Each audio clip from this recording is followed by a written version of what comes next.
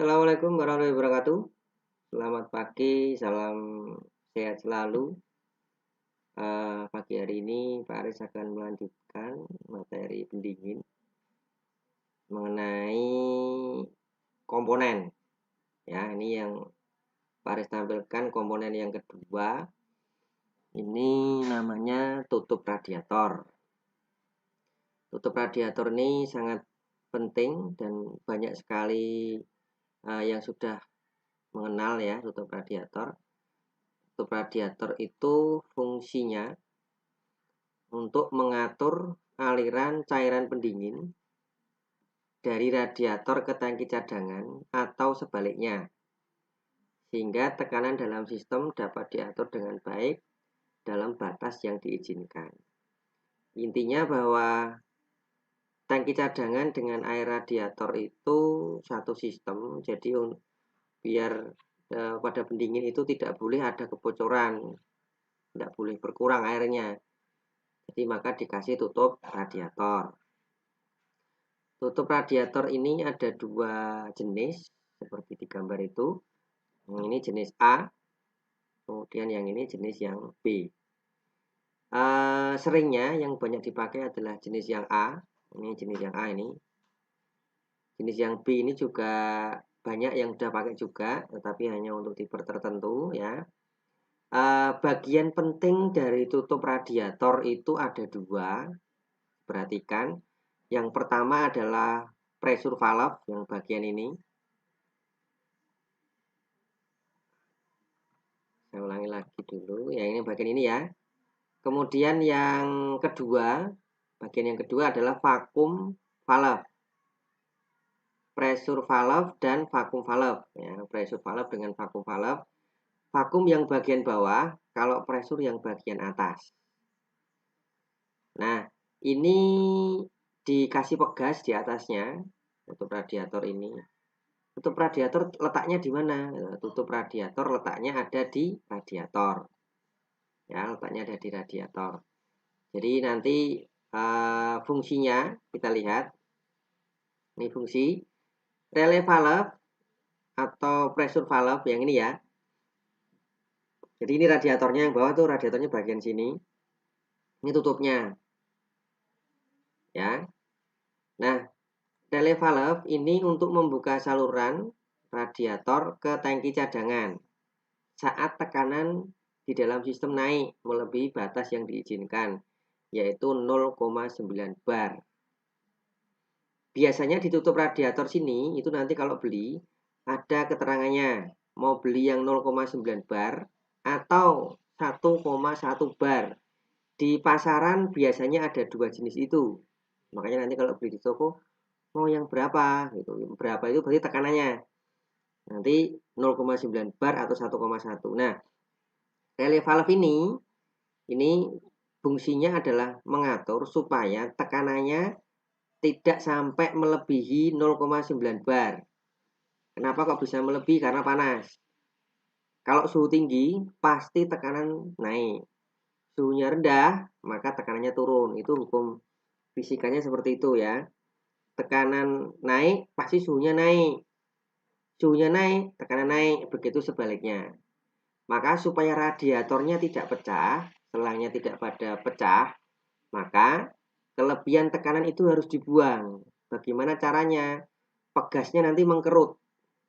Kalau tekanannya melebihi 0,9 bar, nanti pegasnya mengkerut, kemudian air ini nanti akan keluar. Nah, melalui pipa overflow. Jadi, radiatornya dan selangnya tidak jadi pecah. Karena tekanannya udah dibuang keluar. Ya, berarti airnya nanti keluar, Pak. Ya, airnya nanti akan keluar. Loh, lama-lama nanti akan habis. Kalau airnya keluar terus, tidak. Karena di sini nanti akan ditampung oleh yang namanya tangki cadangan. Ya, jadi relay valve atau pressure valve ini bekerja saat mesinnya panas. Melebihi 90 derajat biasanya, minimal 80 derajat Celcius. Kemudian yang kedua, vakum valve. Ini membuka saluran dari tangki cadangan ke radiator saat tekanan di dalam sistem menurun. Jadi kebalikannya ya. ini membuka saluran dari radiator ke tangki, kalau ini dari tangki ke radiator. Nanti dibalik. Saat apa? Saat mesinnya sudah adem, biasanya pada waktu malam hari. Jadi ketika siang mesinnya panas, airnya menuju ke tangki cadangan. Saat malam suhunya sudah dingin, maka dari tangki cadangan itu air akan mengalir kembali lagi ke radiator. Jadi siangnya itu kalong ceritanya gitu ya, berkurang, maka nanti malamnya akan kembali lagi, kembali penuh lagi. Ini yang mana yang buka? Yang ini, yang bagian bawah. Kenapa bisa membuka? Karena di bawah ini dingin. Malam hari kan dingin. Karena dingin, suhunya turun. Suhunya turun, tekanan turun. Maka tekanan turun ini nanti mampu menghisap air yang ada di tangki cadangan menuju ke radiator kembali. Ya, ini fungsinya si vakum valve. Oke, lanjut. Ini contohnya. Ini cara kerjanya si relief valve. Ini ada bekas ya. Ini ada bekas.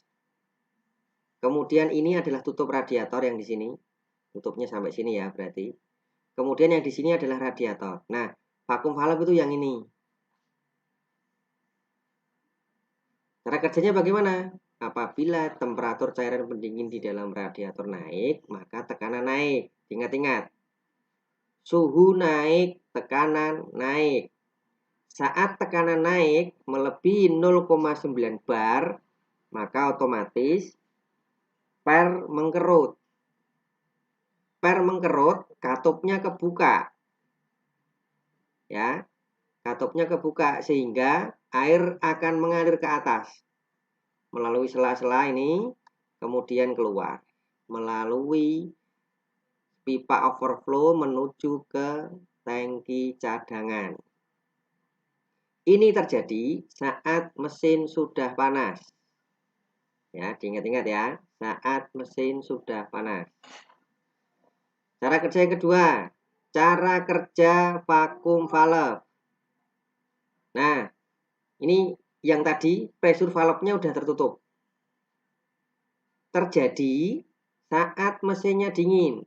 Nih, tertulis, apabila temperatur cairan pendingin di dalam radiator menurun, maka tekanannya juga akan menurun. Ingat, suhu turun, tekanan turun.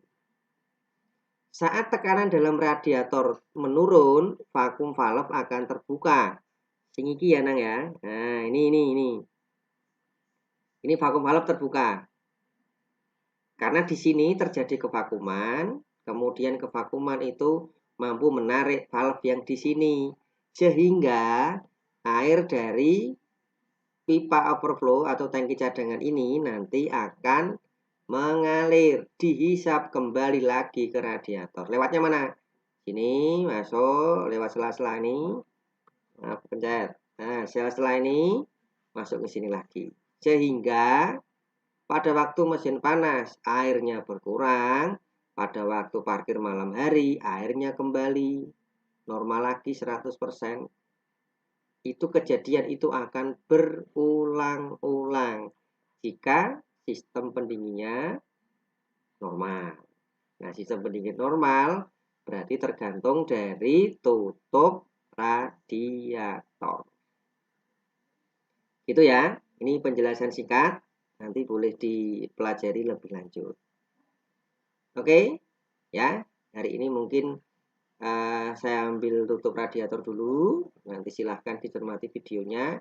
Jika masih kurang jelas, nanti boleh tanya jawab di forum Google Classroom.